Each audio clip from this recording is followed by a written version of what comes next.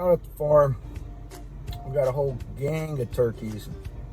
A couple of the moms out with them. They're leaving the sunflower field and the buckwheat field. It's now 6:39 a.m. You can see them going into the woods. They've been hanging out here all summer long since they hatched out. So I think there's about 18 little poults in there. Okay, this morning, again, it's about 6:39, 6:40. Poults just left. Turkeys left. I cleared this probably 2 months ago. And this was pretty much a huge forest, or not a forest, but a thicket filled with a lot of brush. All that brush now is in that huge pile right there.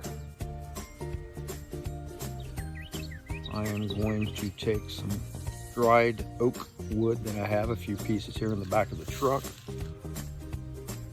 along with some old bags from feed. I'm going to stuff it in this big pile and catch it afire. I got burn permits last night online. North Carolina allows you to do that online. And I'm going to get this thing going. I'll check back with you once I have the fire going, and we'll see how it burns today. Okay, I've got my little stash in here filled up. Again, you can see some 2x4s from a project I did, along with the feed sacks and dried oak on top. And then the interesting thing, I've chosen a spot where I've got some dry cedar trees. So hopefully these are going to burn fast and maybe get hot enough to burn this other brush. A bit of a lighter, use a little torch that allows me to get it hotter. So let me try to get this started.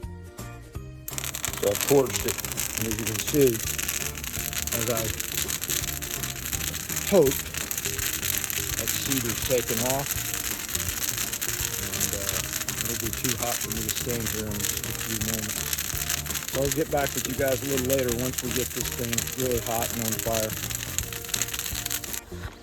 So as you can see, the fire's going pretty well on the back side of the burn pile. I'm going to do the same thing on the north side of the burn pile. Kind of get it going in both directions. This pile is, or this stack of wood or brush, it's not even really wood, it's mostly just brush. It's fairly large. This will give us the opportunity to burn it a little quicker and to ensure that if one goes out, the other one will certainly stay lit. So we've got 4 small fires going now on this large brush pile. The original on the back side, you can see it behind this one. The one right in front of us, and then we have one on the far side. So let's see how this burns, and I'll give you an update once it gets a little hotter. This is a picture, a lot of burning on the back side. Flame on the side starting to get really hot. But again, this is starting to go up. Gives you a little better shot. Again, the magnitude's hard to tell in this picture, but I'll kind of zoom in. But it is starting to get very hot, so I'm hoping that this whole pile, brush pile, will be gone by end of day. We'll bring the tractor out once it burns down and move it all into the middle and burn the final stuff. It's now 9:45, and I'm going to say 50% of this pile, maybe 65% of this pile is now gone. So that took a few hours, and the other 40% will be gone in the next couple of hours. And that'll be that. Again, we used only paper, some dry wood from our storage. Got it started, she took off. After about 2 months, most of this brush dried out nicely, and you can see the results. Now my dad's come out with the John Deere to stoke the fire. As you can see here, that's pretty close to the flames. Not recommend it, but he always likes to stoke these big fires, keep them going and burning hot, get everything to the middle.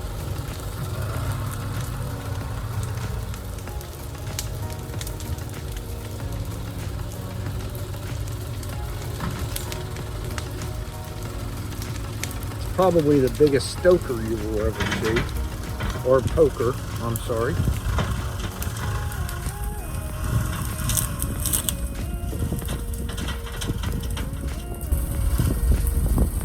Poker's used to stoke the fire, and he's using the John Deere to stoke this fire.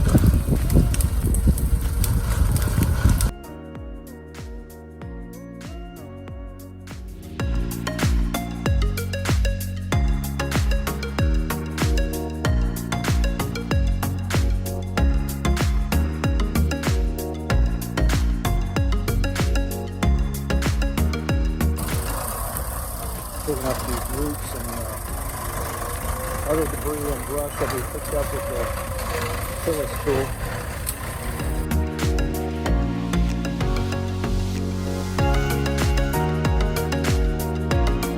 Where there is smoke, there will be fire.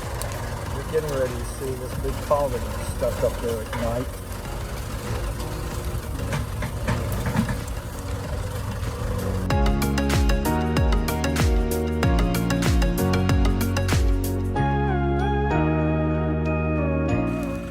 In the background, there's another fire going. We've got in total 4 fires going. There are 2 over, you can see 2 in the video there. There's 1 in the far right over the truck, 1 in front of the tractor, 1 behind the tractor, and then of course this one here that he is currently stoking with the tractor. The next project will be clearing the area there. I know it's hard to see from this angle, but that's a huge amount of brush in there. Clear it out, leave the really quality trees as we've done here, and take out the brush. We'll do that a few months from now. And I'll film that or video that from beginning to end so you guys can have a good look of how I get that cleared with the excavator and then with the compact loader, along with using that John Deere that you saw in the video. Back over to the main fire, you can see he's starting to get this stoked up pretty well. It's getting ready to catch. You can see the flame now is starting to come out of the top. Again, certainly not advised, but this works extremely well. Just maintain some distance from that flame with the tractor. Reach in with that front end loader to push everything to it. I'm sure this is not unique, and I'm sure other people do this, but I don't see it too often. Things are starting to get a little hot. I can actually feel the flame from over here. So I know certainly my dad can feel it through the tractor.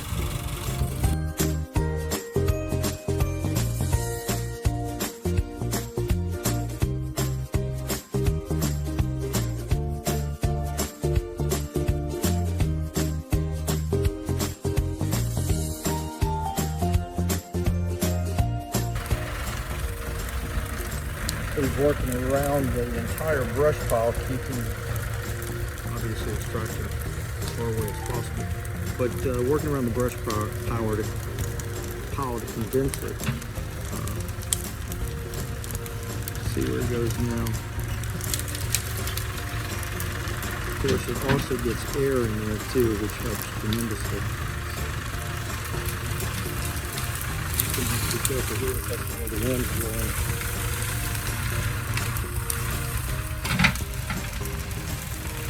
Turn on in the heartbeat.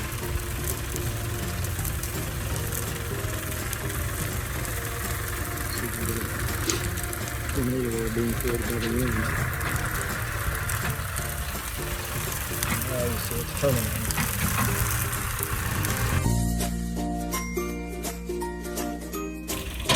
A little too hot, a little too dangerous for him to be in there right now. So we're gonna pull off and get back at it here in a little bit.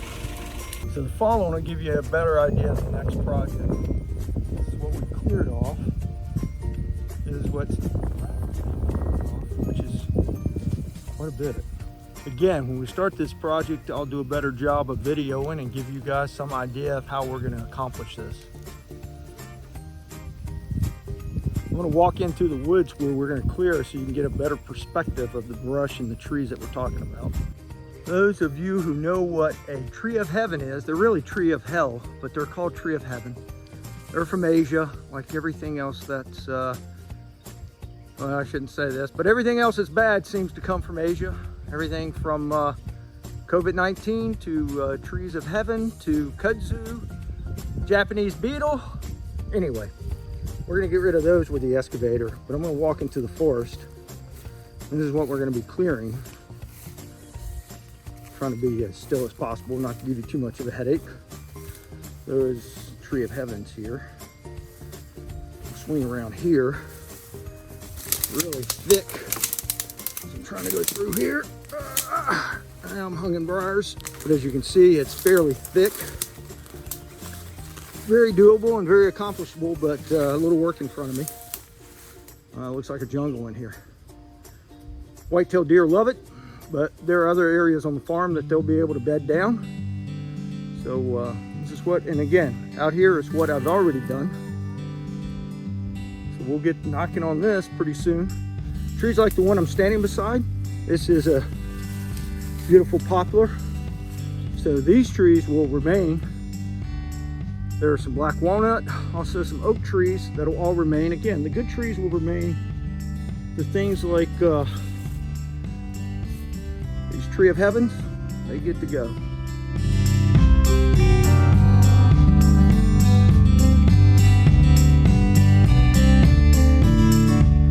This is absolutely a jungle. It's rained and the tomatoes have exploded.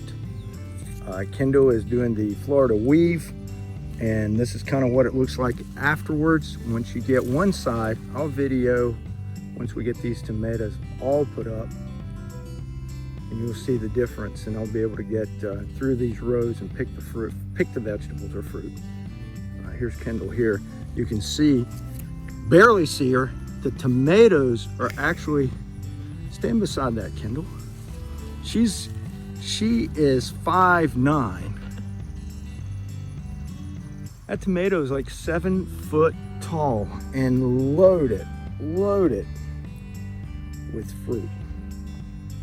As I go up here, you'll see all these